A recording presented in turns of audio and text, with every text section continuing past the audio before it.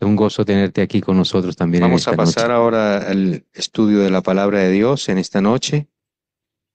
Después tendremos un buen tiempo de oración. Así que vamos a orar. Vamos a orar por la palabra que en esta noche va a ser expuesta. También por Ricardo, que nos trae el mensaje en esta noche. Así que vamos a orar por este estudio en esta noche para que esta palabra sea también edificando nuestra vida. Vamos a orar, mis hermanos. Amado Padre, te damos muchas gracias, Señor, por que tú nos das el privilegio de poder alabarte, poder exaltarte en esta noche. Y también, Señor, es un privilegio poder abrir tus santas escrituras, oh Señor. Queremos, Señor, en esta noche pedirte en el nombre de Jesús que al abrir tus escrituras, Señor, tus palabras, oh Señor, resuenen, Señor, y cambien y transformen nuestras vidas, oh Dios Santo. Que podamos ser edificados con ellas, Señor. Usa tu siervo de en esta noche, Señor, a nuestro pastor Ricardo, para que tú, Señor, lo uses como un instrumento, Señor, para que él pueda comunicar tus verdades, oh Señor, con el poder de tu Santo Espíritu, y que nuestras vidas, Señor, seas tú enseñándolas, corrigiéndonos, oh Dios Santo, y preparándonos, Señor, para toda buena obra. Es tu palabra la que vamos a escuchar y por tanto te pedimos que nos ayudes no solamente a oírla, sino, Señor, también a hacerla una realidad en nuestras vidas, a ponerla en práctica en nuestras vidas, Señor. Te lo pedimos y te damos las gracias en el nombre de tu Hijo Jesucristo. Amén. Muy bien, muy buenas noches a todos los hermanos. Es un gozo y un privilegio en el Señor estar juntos por amor a su nombre, reunidos para hacer algo tan poderoso. Todavía me quedan secuelas de aquello que me generó expectativas, averiguando cuál era la potencia que utilizaba energética el pastor Charles Spurgeon en su iglesia. Y la verdad que yo pensaba era cuántos recursos, ¿no? Y utilizar toda la potencia energética. Pero cuando alguien, y sobre todo cuando alguien genera la expectativa de que lo tengo ahí en la planta baja, yo tiene que ser un generador de tantos kilovatios, sí. Y aún si nos faltasen todos estos aparatos, ahí no está la potencia energética, aun cuando la necesitamos para algunas cosas, como para nuestra hermana Manuela, que no puede de pronto escuchar bien las alabanzas, pero sí escucha bien la palabra de Dios, porque al menos dentro de ese daño que han ocurrido a los ordenadores, hemos podido restablecer imagen, vídeo y al menos el micrófono para que la predicación se escuche bien. Y entonces bajaron allí a ese edificio que necesitaba tantos kilovatios contratados. Y resulta que, no sé si estoy exagerando, pero si alguien diría 10 o 20 hombres y mujeres arrodillados orando, mientras el pastor estaba predicando. En eso consiste. Entonces, cuando vemos más hermanos congregados en un día como hoy, pues la potencia energética aumenta.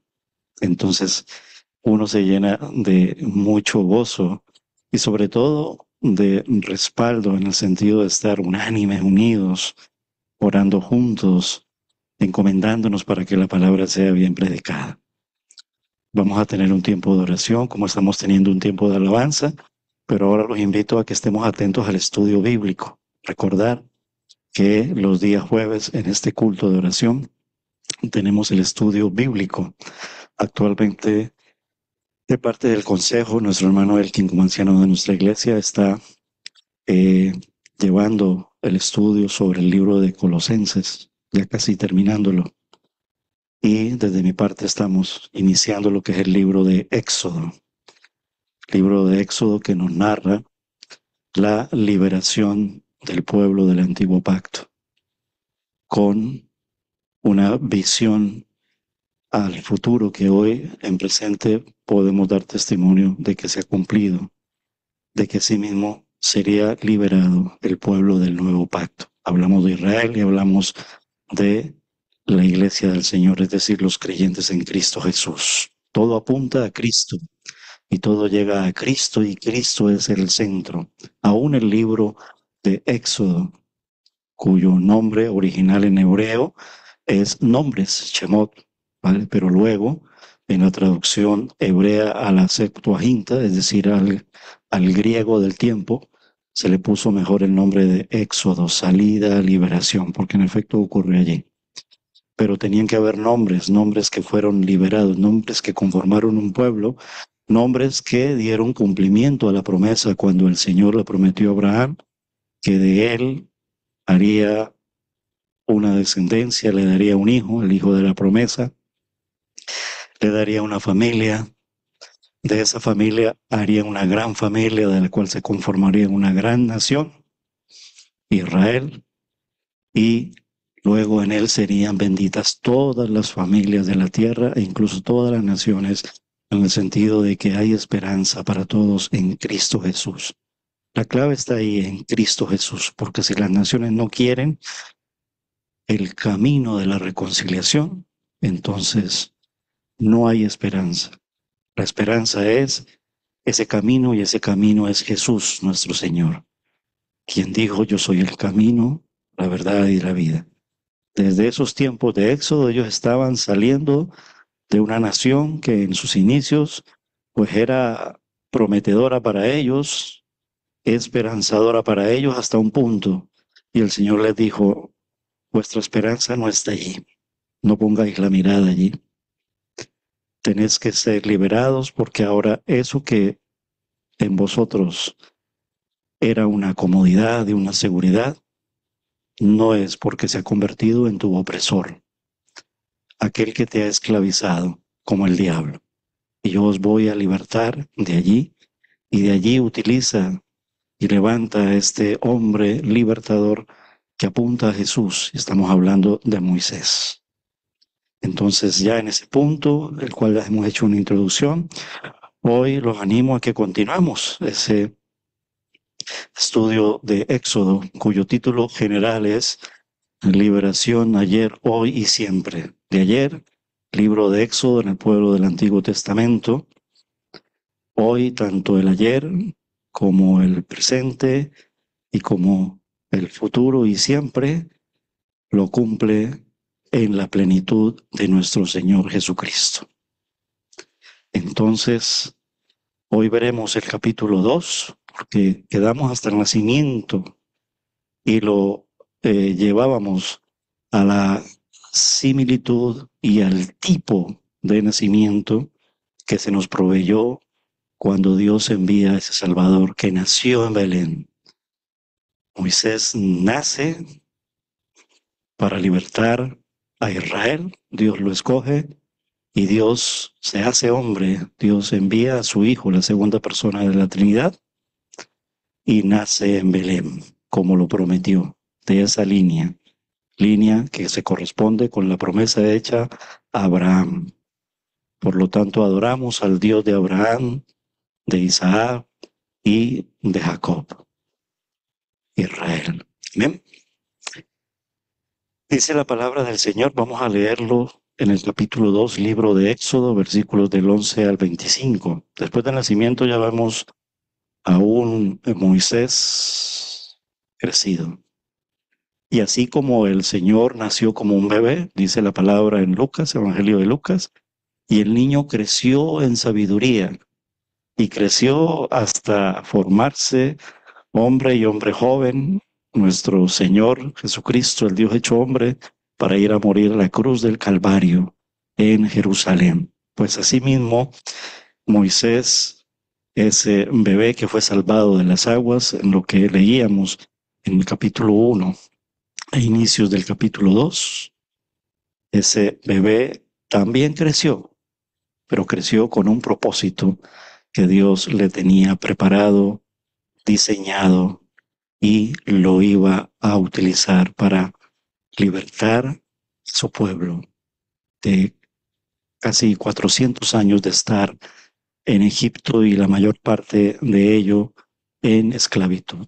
Versículo 11 al 25, libro de Éxodo. He querido titular este pasaje que se corresponde en el día de hoy, como el Dios que escucha la oración para liberarnos. ¿Vale? Y eso es lo que vamos a encontrarnos allí. Vamos a tener una pequeña introducción, porque así como fue adoptado Moisés, nosotros también fuimos adoptados por nuestro Señor Jesucristo. No éramos hijos, pero ahora somos sus hijos. No éramos de su pueblo, porque a lo suyo vino. No somos judíos, pero sí somos gentiles. Por lo tanto, la promesa es también para nosotros, porque esa promesa está contenida en la promesa hecha a Abraham. Somos sus hijos, pero somos adoptados. Pero aún así, adoptados, somos herederos y coherederos de la gracia, teniendo la vida eterna en Jesús. Versículo 11, capítulo 2.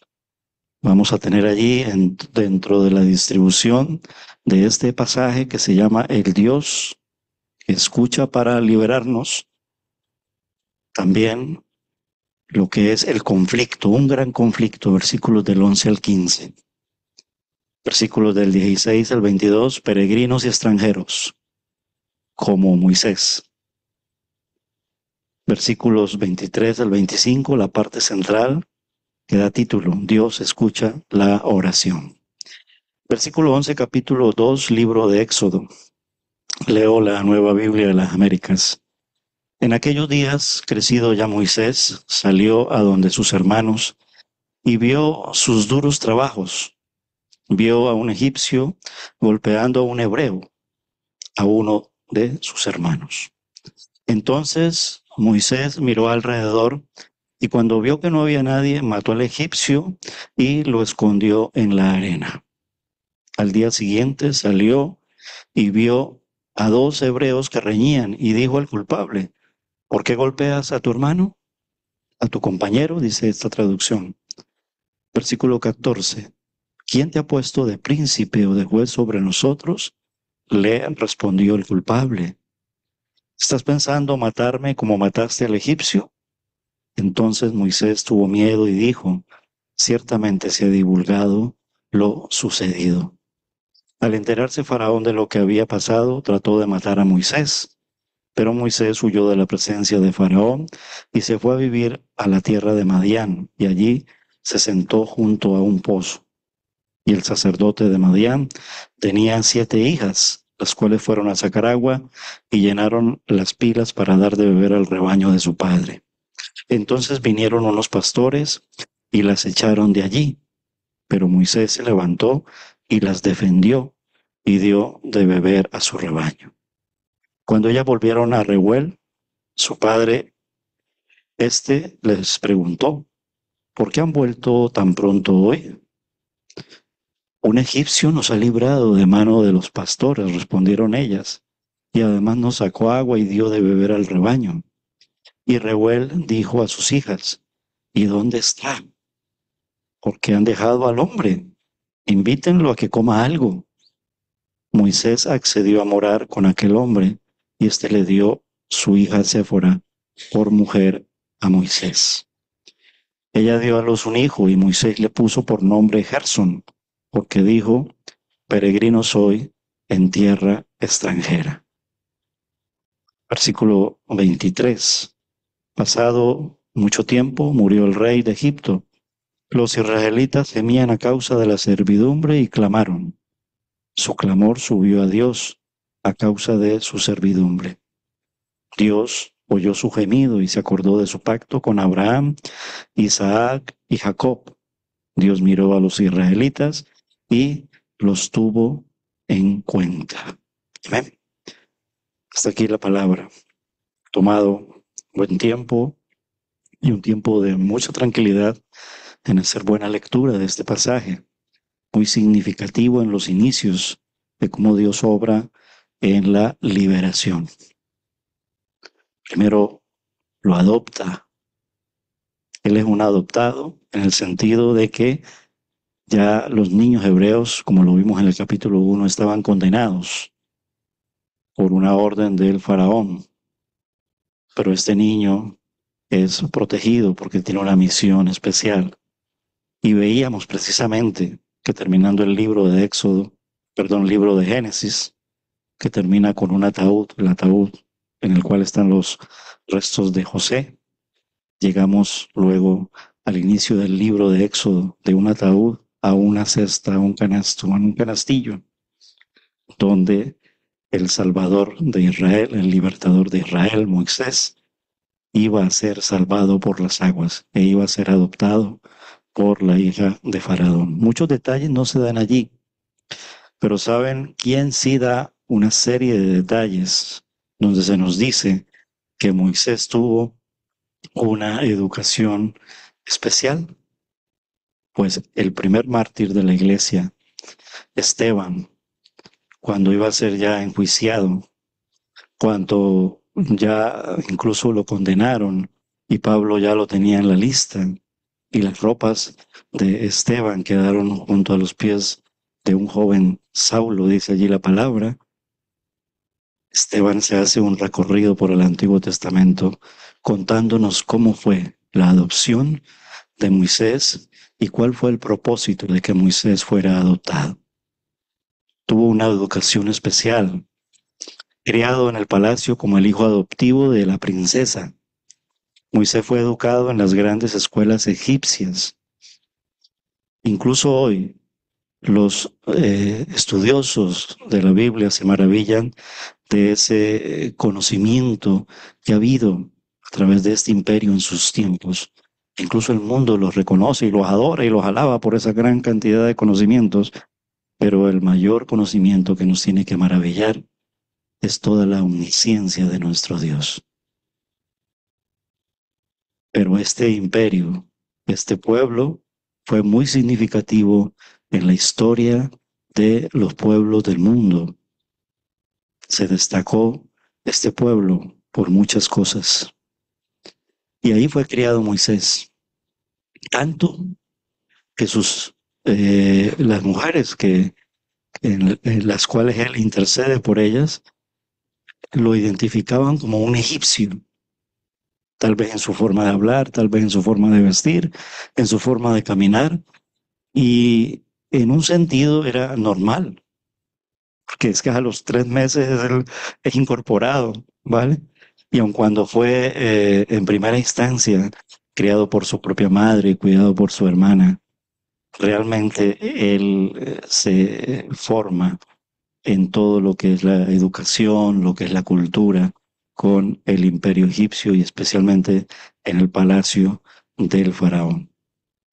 Pero toda esta sabiduría, todo este conocimiento, toda esta ciencia, nunca va a sustituir la sabiduría de nuestro Dios, que vino y lo podemos ver mediante el sufrimiento, las pruebas y su andar personal con Dios.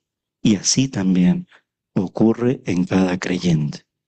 En la introducción del pasaje, nosotros nos identificamos con lo que le está ocurriendo a Moisés y cómo Dios desarrolla este proceso de liberación en el pueblo del antiguo pacto, igual como lo desarrolla con nosotros. Fuimos adoptados. Y a diferencia del lugar donde Moisés va a habitar, nosotros estábamos muertos y perdidos. Y en esa adopción nosotros sí que habitamos el palacio de un rey, nuestro rey, rey de reyes y señor de señores. Adoramos, servimos, caminamos y seguimos al rey de la vida, al rey de reyes y señor de señores, quien debe ser, por lo tanto, el señor de nuestras vidas. Sin duda, Moisés usa esta preparación, pero nunca la sabiduría de el mundo y de toda la ciencia y de toda la filosofía viene a reemplazar la sabiduría perfecta de nuestro Dios. El relato bíblico nos informa que Moisés fue educado en toda la sabiduría de Egipto. Vamos a ver cómo lo narra el mártir de el primer mártir de la iglesia primitiva. Libro de los Hechos, capítulo 7, versículos 20. Nos hacen un complemento dentro del Nuevo Testamento a lo que Moisés casi no lo cuenta, tal vez porque no quiere jactarse de esto, sino que quiere darle más preponderancia y más importancia a toda la sabiduría que va a comenzar a recibir de parte de nuestro Dios. El libro de los Hechos, en el capítulo 7, en el verso 20, en lo que está narrando allí Esteban en ese discurso, dice así: en aquel mismo tiempo nació Moisés y fue agradable a Dios y fue criado 3 meses en casa de su padre. Pero siendo expuesto a la muerte, la hija del faraón lo recogió y lo crió como a hijo suyo. Moisés fue instruido en toda la sabiduría de los egipcios y era poderoso en sus palabras y obras. Cuando cumplió la edad de 40 años, le vino al corazón el visitar a sus hermanos, los hijos de Israel. Y al ver a uno que era maltratado, lo defendió y dando muerte al egipcio, vengó al oprimido. Él pensaba que sus hermanos comprendían que Dios les daría libertad por mano suya, pero ellos no lo habían entendido así. Al día siguiente se presentó a unos de ellos que reñían e intentaba ponerlos en paz diciéndoles: hermanos sois, ¿por qué os maltratáis el uno al otro? Entonces el que maltrataba a su prójimo lo rechazó diciendo: ¿quién te ha puesto por gobernante y juez sobre nosotros? ¿Quieres tú matarme como mataste ayer al egipcio? Y al oír esta palabra, Moisés huyó y vivió como extranjero en tierra de Madián, donde engendró 2 hijos. Este discurso de Esteban, donde incluye la parte significativa de la liberación en el antiguo pacto con Israel y con Moisés, termina llevándonos a la culminación perfecta de la liberación en Cristo Jesús. Entonces él evangeliza allí, casi que partiendo de muy, pero muy ayer. Liberación ayer, hoy y siempre. Esteban, primer mártir de la iglesia cristiana. Pero vemos allí entonces el gran conflicto. Moisés tenía 40 años, dice la palabra, tanto en el libro de Éxodo como en el relato de Esteban, cuando él tomó una gran decisión.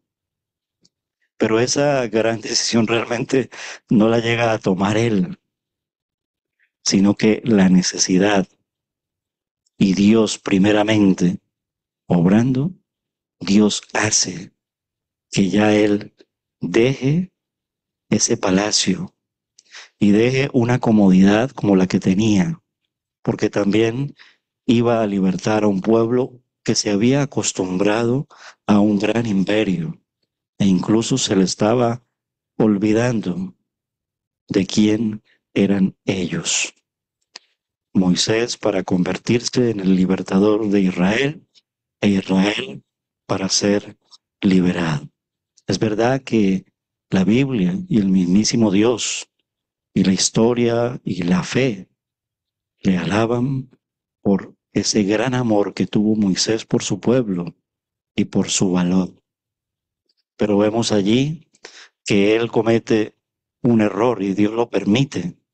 No es que Dios lo planifique de esa manera, pero Dios lo permite. Y el error que comete Moisés fue que puso la mirada en las circunstancias y no puso la mirada en el plan de Dios. El versículo 2 indica que andaba por vista, no por fe, porque dice miró a todas partes. Por supuesto, todavía no conocía, todavía no había tenido ese encuentro, aun cuando había sido salvado y escogido desde antes de la fundación del mundo. Dios sí sabía de su nombre y Dios sí sabía de él y Dios le iba a dar vida a él, pero por supuesto que él no lo sabía todavía. Miró a todas partes antes de matar al egipcio que golpeaba al hebreo. Y dice este estudio que como Pedro en el huerto del Getsemaní, Moisés dependió de la espada en su mano y de la energía de su brazo. Como cantábamos, no es con espada ni con ejércitos, es con su Santo Espíritu. Y no es con la energía de mi brazo, sino más bien con la energía de las rodillas humilladas y doblegadas a nuestro Dios, como aquellos 20 o 10 hombres y mujeres que en la planta, en el sótano, donde estaba la iglesia de Spurgeon, oraban firmemente por su pastor y por el predicador. La historia dice que más tarde cambiaría esa espada por una vara. Dios lo haría. Y el poder sería el de la mano de Dios y no la mano de Moisés. Ya sus manos estaban manchadas por sangre. La sangre de Jesús nos ha libertado. La sangre de Jesús nos ha limpiado de todo pecado. Y por su sangre nosotros hemos sido comprados a ese precio para ser libertados de la esclavitud del pecado. Israel estaba camino a la liberación mediante un gran conflicto. Nosotros también tenemos ese tipo de conflicto y gran conflicto. Nuestro conflicto es que también heredamos la maldición del jardín del Edén, del primer hombre y la primera mujer que pecaron contra Dios porque de un mismo linaje, de una misma sangre, viene lo que se llama la humanidad, la raza humana. Solo hay una sola raza. No hay muchas razas. Una cosa es el color de la piel y otra cosa es el linaje de la sangre. Solo de la sangre. Por eso venimos contaminados por el pecado y por esa causa nosotros también fuimos condenados, porque justo no hay ni uno, dice. Pero tenemos la justicia de la salvación y de la gracia de que por aquel que es justo y que no cometió pecado, nos ha justificado por su misericordia y por su gracia. No por obras para que nadie se gloríe, sino por la gracia de nuestro Señor Jesucristo. Enterró el cuerpo, dicen los estudiosos, pero esto no demostraba que no se había visto esa obra. Al día siguiente encontró a dos judíos peleando y trató de ayudarlos. Cuando uno piensa que nadie lo ve, resulta que primeramente Dios te ve, ¿vale? Pero también resulta que un enemigo te ve y ese enemigo te ve para acusarte. Las palabras de estos dos hermanos, que eran sus hermanos, más bien provenían del acusador, aunque también estaba la voz de nuestro Dios en el sentido de hacerle ver que nada hay oculto entre cielo y tierra que no haya de ser manifestado. Pero allí vemos que donde abundó el pecado, sobreabundó la gracia en la vida de Moisés. Nadie es perfecto, solo Jesús. Y nosotros estamos completos en Él.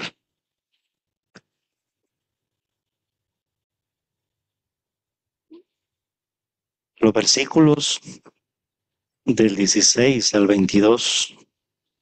Por lo tanto, ante esa situación, Moisés, que incluso le pone a su hijo Gerson, que significa peregrino y extranjero, él se convierte en una especie de peregrino y extranjero que era necesario que ocurriera, que era necesario que lo sintiera a través del conflicto y a través del sufrimiento, y a través de muchas situaciones que tal vez para él eran de interrogantes, de dudas y de preguntas. Y no tenía de pronto todavía el saber a quién podía hablarle y podía intentar de poder saber qué era lo que le estaba ocurriendo. Más adelante el Señor se le revela y muy prontamente se le revela para mostrarle el propósito y de todo lo que le estaba ocurriendo. Pero el hecho es que antes de eso Él es un peregrino y un extranjero. Y así somos nosotros también, peregrinos. Cuando nos acomodamos a este mundo, cuando pensamos que nos vamos a quedar aquí, e incluso yo sé que la muerte es una cosa tenaz para nuestras mentes, pero cuando todavía estamos con todo nuestro ser anclado en este mundo terrenal, entonces nuestra alma y nuestro ser sufren. Deberíamos de gozarnos porque ya hemos sido liberados y así pasemos en esta muerte. Tenemos que estar seguros de que en Cristo viviremos, porque Él dijo, el que cree en mí, aun cuando muera, vivirá, porque yo soy la resurrección y la vida. Eso es liberación. Estamos creyendo en esa liberación y estamos esperanzados en esa liberación. Entonces tenemos que caminar como peregrinos y extranjeros, porque Israel fue sacado. E Israel incluso a los días siguientes se rebela contra Dios y contra Moisés y contra el liderazgo de ese pueblo que lo está llevando hacia la promesa de que habitarán una tierra mejor. Pero Israel no lo comprende. Igualmente nosotros tendríamos la misma actitud de Israel.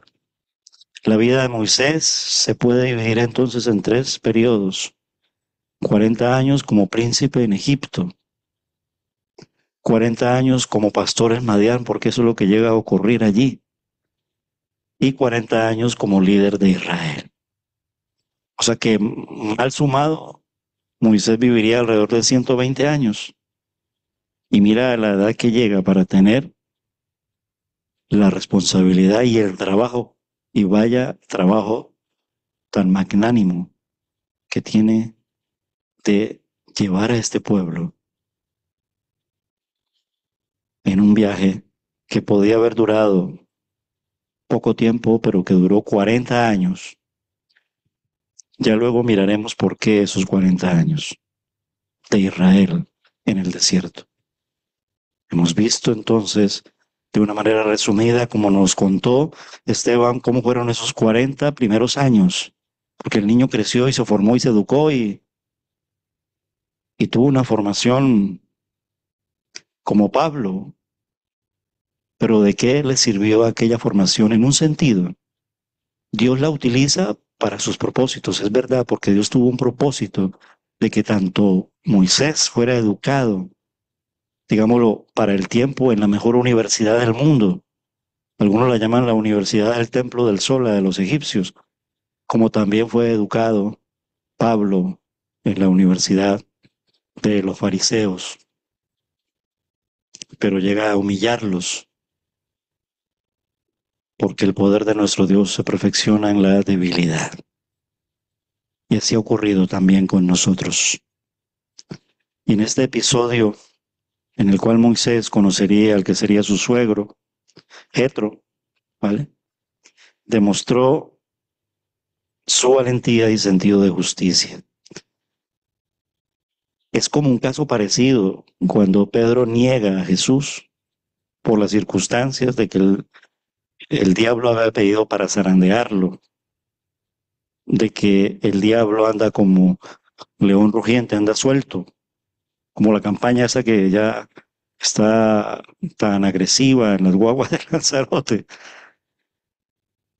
Pero tuvo un tiempo de reivindicación, Pedro, públicamente, e igualmente Moisés tuvo un tiempo de reivindicación, como también tuvo un tiempo de reivindicación David. Pero todos estos tiempos de reivindicación pasan por el arrepentimiento y la humillación a nuestro Dios. El intervenir ante el abuso cometido sobre aquellas mujeres. Y así fue como Séfora se convirtió en la esposa de Moisés. Y resulta interesante comprobar que muchos de los hombres de la época del Antiguo Testamento fueron figuras de Cristo y podemos ver en la figura, en la personalidad e incluso en el nombre de Moisés, una figura de Cristo, apuntando a Cristo. Por ejemplo, cuando Moisés mata al egipcio, no en la comparativa, pero sí en un contraste con la persona de nuestro Salvador. El contraste y la diferencia en nuestro Salvador en que Él no cometió pecado. Entonces vemos la imperfección de un hombre, pero vemos la perfección del hombre Dios, de nuestro Señor Jesús, 100% hombre, 100% Dios. Esta actitud de Moisés hace que sea rechazado por parte de su pueblo. La figura que apunta a Cristo va en el sentido. Nuestro Salvador no asesinó a nadie, por el contrario, lo asesinaron. Se entregó y lo crucificaron injustamente, pero lo asesinaron. Pero fue asesinado nuestro Salvador. Fue muerto, fue matado, por así decirlo, porque sufrió el rechazo de su propio pueblo. No creyeron que Él era el Mesías. No creyeron que Él era el enviado de Dios. Igualmente, en un sentido, tampoco estaban creyendo en Moisés. ¿Quién eres tú? Si ya hiciste esto, en nuestro Señor Jesús no se halló en el pecado, pero se llegó a decir de Él, incluso por sus propios discípulos, ¿de Nazaret saldrá algo bueno? Hoy en día nosotros podemos decir que sí, y que gracias a Dios fue tan bueno que significó nuestra redención y nuestra salvación. Así es que encontramos a Moisés en la tierra de Madián, que durante los siguientes 40 años sería su hogar.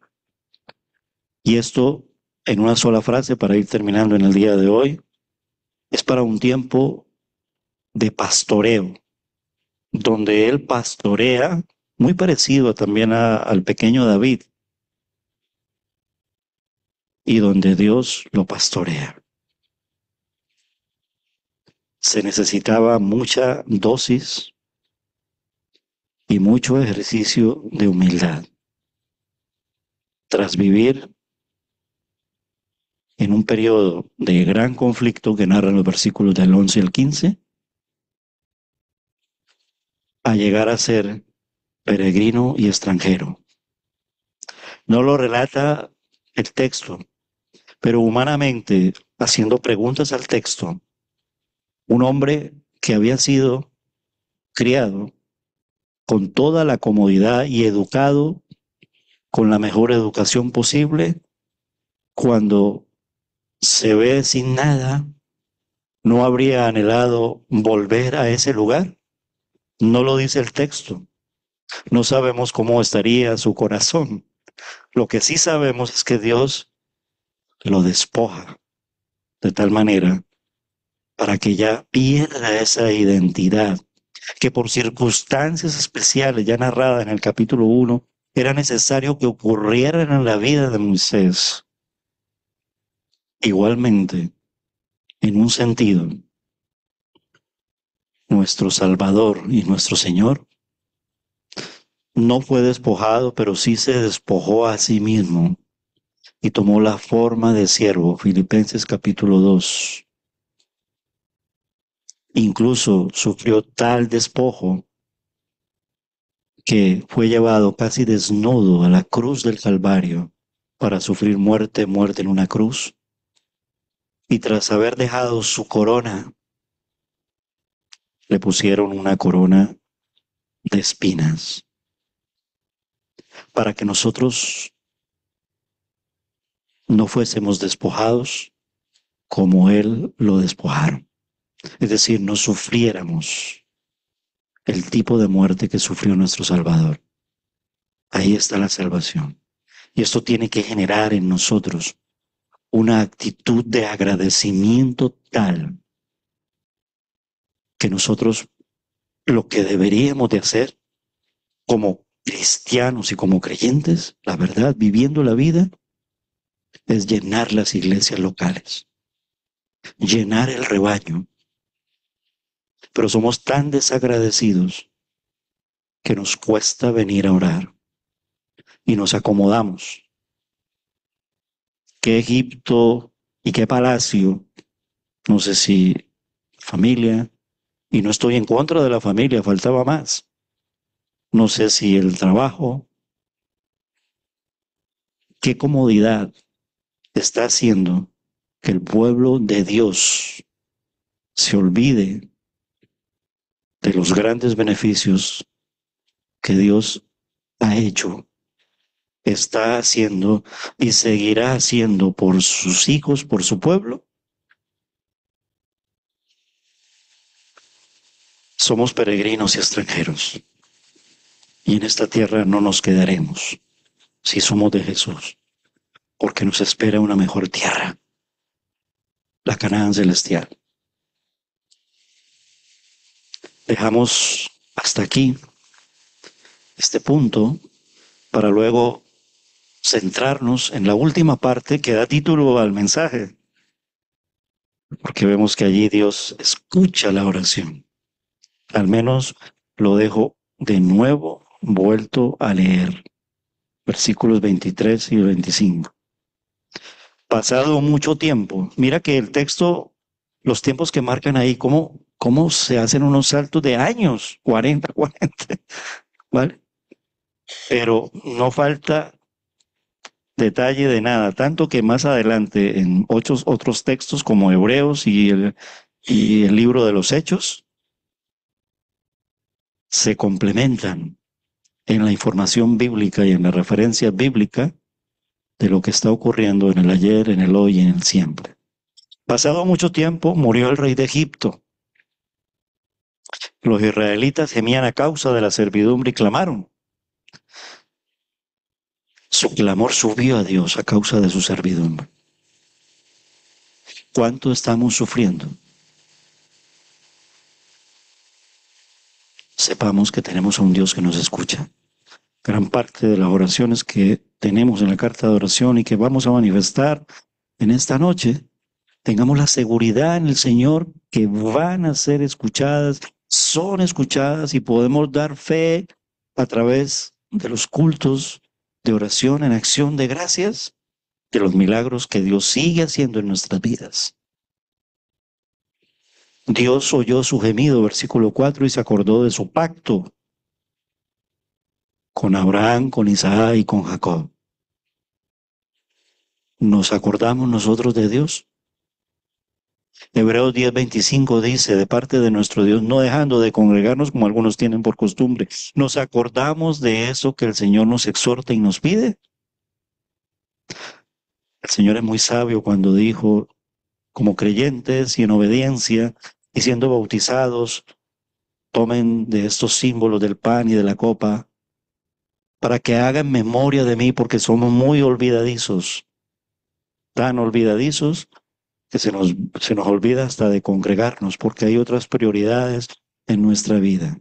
Hablo de una manera general, incluyéndonos a nosotros como propio rebaño local y como todos los rebaños y todas las iglesias del mundo entero, porque para vergüenza del pueblo del nuevo pacto, no es una situación única de una iglesia local, es un mal general donde el enemigo nos engaña, donde la situación del mundo nos acomoda y se nos olvida.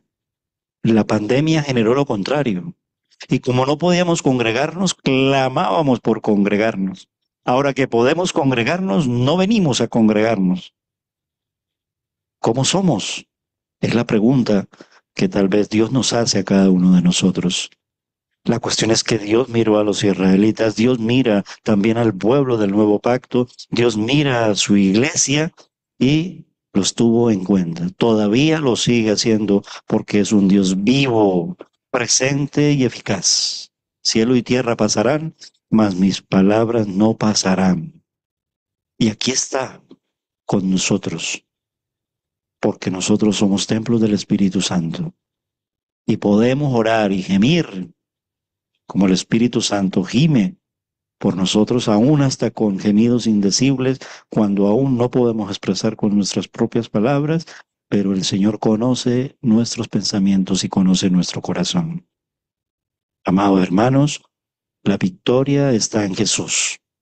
Invito a mi hermano Elkin para que tome este punto de continuar en el tiempo de la oración mientras